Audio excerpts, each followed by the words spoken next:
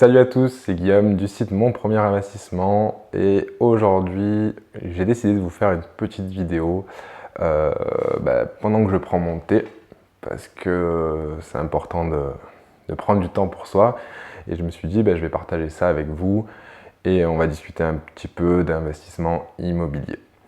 Donc je vous invite vous aussi à vous prendre quelque chose à boire et à vous installer confortablement. Je sais pas trop combien de temps cette vidéo va durer, j'ai pas préparé grand chose. J'ai mes notes un petit peu quand même sous les yeux, histoire de pas trop partir dans tous les sens. Et c'est parti. Donc pour ceux qui ne me connaissent pas, parce que j'imagine que certains d'entre vous, c'est la première fois qu'ils voient ma tête. Donc je m'appelle Guillaume, j'ai créé un site internet qui s'appelle Mon Premier Investissement, dans lequel je parle d'investissement immobilier parce que à 21 ans, j'ai investi dans l'immobilier et aujourd'hui, je suis propriétaire de 2 appartements que j'ai mis en location. Donc sur ce site, vous allez trouver notamment pas mal de contenu qui vous apprend en fait à investir dans l'immobilier, des conseils pratiques que j'ai fait et aussi je vous montre les erreurs que j'ai faites à travers mes investissements pour éviter que vous les reproduisiez. Donc aujourd'hui, j'ai décidé pendant cette vidéo de vous parler d'un sujet qui pour moi est un petit peu obscur en fait, mais c'est une question que je me suis posée.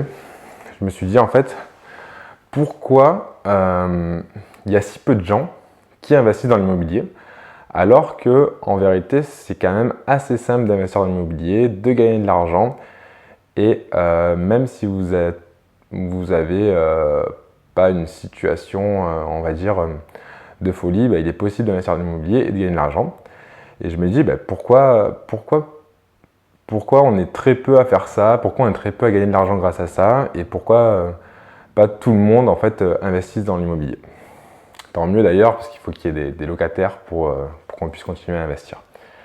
Mais donc j'ai, on va dire, soulevé 3 points qui me semblent faire peur aux gens pour investir dans l'immobilier.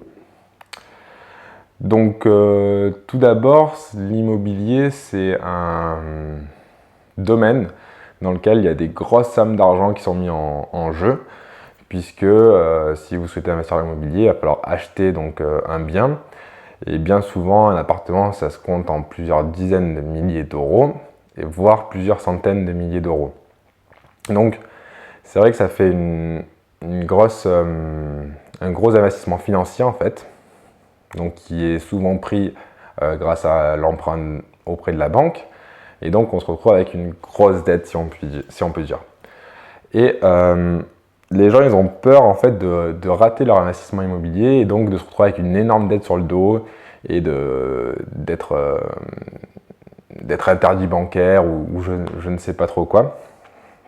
Mais en fait sachez que tout d'abord il y a un certain nombre de sécurités que vous devez prendre vous et que les gens aussi prennent pour vous. Donc vous devez être sûr que votre investissement va être rentable.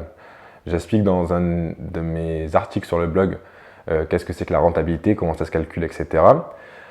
Donc il faut être sûr que votre investissement va être rentable, que vous allez pouvoir générer de l'argent grâce à ça. Et donc, de l'autre côté, en fait, la banque prend aussi, on va dire, des sécurités. C'est-à-dire que si vous lui amenez un projet foireux et que vous avez une situation qui ne vous permet pas du tout d'investir dans l'immobilier, que c'est couru d'avance, que vous allez vous casser la gueule, ils vont tout simplement pas vous accorder le prêt et donc vous n'allez pas pouvoir investir. Donc si réellement vous pensez que vous avez un bon projet, que vous débloquez les fonds à la banque, et finalement ça se passe très très mal, sachez qu'il est toujours possible de revendre le bien et donc de solder son crédit. Vous aurez perdu peut-être quelques milliers d'euros ou pas d'euros dans l'affaire. Et du coup, vous n'avez plus de dette, quoi. Bon, ça arrive très rarement, mais il y a toujours cette option-là. N'imaginez pas que vous allez rester avec une dette vita aeternam sur le dos. Ensuite, dans vraiment le pire des cas, mais j'en ai discuté avec mon banquier, ça arrive extrêmement rarement. Lui, ça fait plus de 20 ou 25 ans qu'il est conseiller clientèle et il m'a dit j'ai eu une seule fois le cas en fait où la banque vient saisir le bien. Donc en fait c'est la banque qui récupère votre bien pour le revendre ensuite et pour solder le crédit. Donc ça arrive vraiment très très rarement. Ensuite, selon moi, un autre facteur qui fait que les gens n'investissent pas dans l'immobilier, c'est la connaissance en fait. C'est quelque chose qu'on n'apprend pas à l'école en fait, à investir dans l'immobilier. Sinon, ça serait un peu trop beau. Et attendez, hein, je bois un petit coup.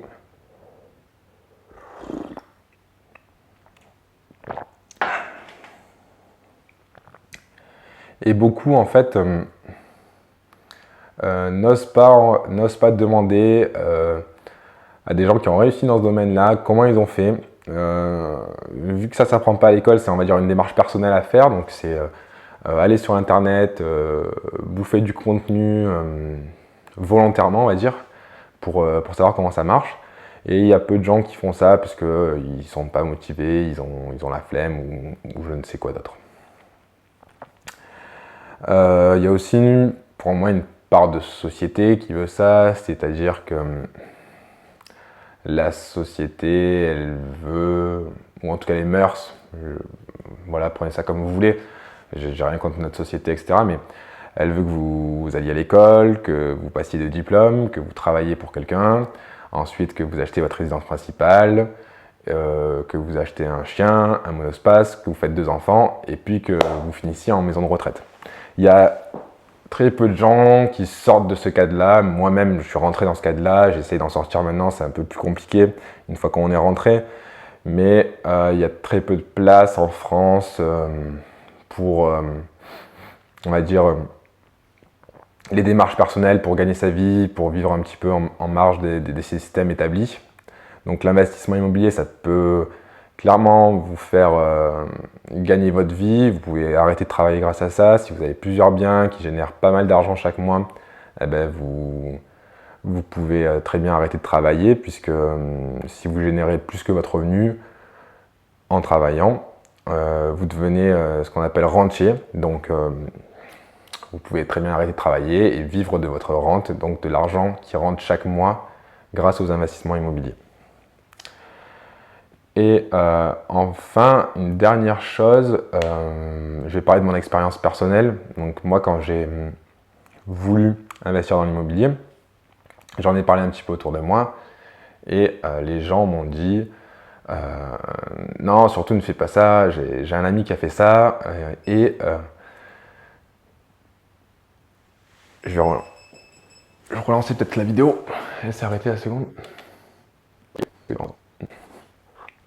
Donc oui, la dernière chose que je voulais vous dire, c'était avant tout... Tu m'emmerdes, toi. Bon, donc oui, la dernière chose que je voulais vous dire, c'est... je vais parler de mon expérience personnelle cette fois-ci.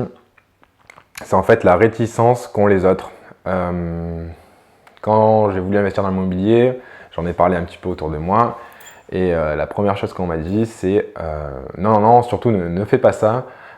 J'ai une amie qui a fait ça et aujourd'hui elle se retrouve avec un locataire en place dans son appartement qui a arrêté de payer et c'est impossible à expulser. Il y a quelqu'un qui squatte son appart, donc elle doit payer chaque mois son prêt. Elle s'est mise dans la merde avec ça, elle ne peut pas vendre l'appartement parce qu'il y a quelqu'un dedans qui ne paye pas. C'est vraiment pas une bonne chose à faire, tu vas te tirer une balle dans le pied. Donc faut savoir qu'il y a pas mal de gens en fait qui ont peur de faire certaines choses et donc qui vont vous transmettre cette peur-là. Sachez que il y a des solutions qui existent pour justement éviter ce type d'impayé. Si vous êtes un peu au fait de ce que vous faites, vous pouvez choisir votre locataire. Vous savez très bien, les locataires, quand vous avez différents dossiers, vous voyez très bien le type de locataires qui vont payer chaque mois au premier du mois et les types de locataires sur lesquels ça va être plus compliqué de les faire payer leur loyer, vous allez avoir plus de problèmes, etc. Donc si vous avez des biens, je vous conseille vraiment de bien choisir vos locataires pour éviter ensuite de vous retrouver embêté dans ce genre de problème. Donc selon moi, voilà, c'est les 3 choses qui empêchent les gens d'investir dans l'immobilier, alors que c'est assez simple quand on sait ce qu'on fait et il y a vraiment moyen de gagner de l'argent là-dedans. Donc je vous conseille vraiment de vous former, d'apprendre avant de vous lancer et après c'est une expérience magnifique à vivre. Donc cette vidéo est maintenant terminée, J'espère qu'elle vous aura plu. Dites-moi dans les commentaires, selon vous, ce qui empêche les gens d'investir dans l'immobilier ou ce qui vous empêche aussi d'investir dans l'immobilier, quelles sont vos peurs. J'essaierai d'y répondre. Et si vous souhaitez en savoir plus sur l'investissement immobilier, sachez que j'ai créé un bonus qui est sous la forme vidéo dans lequel je vous explique comment j'ai fait pour investir dans l'immobilier à l'âge de 21 ans et comment aujourd'hui je suis propriétaire de 2 appartements en partant de zéro. Donc je vous explique ça étape par étape. Donc si vous souhaitez recevoir le bonus, il suffit d'aller sur le site Mon Premier Investissement et de laisser votre adresse mail. Je vous envoie ça par mail. En tout cas, je vous remercie et je vous dis bon investissement à tous.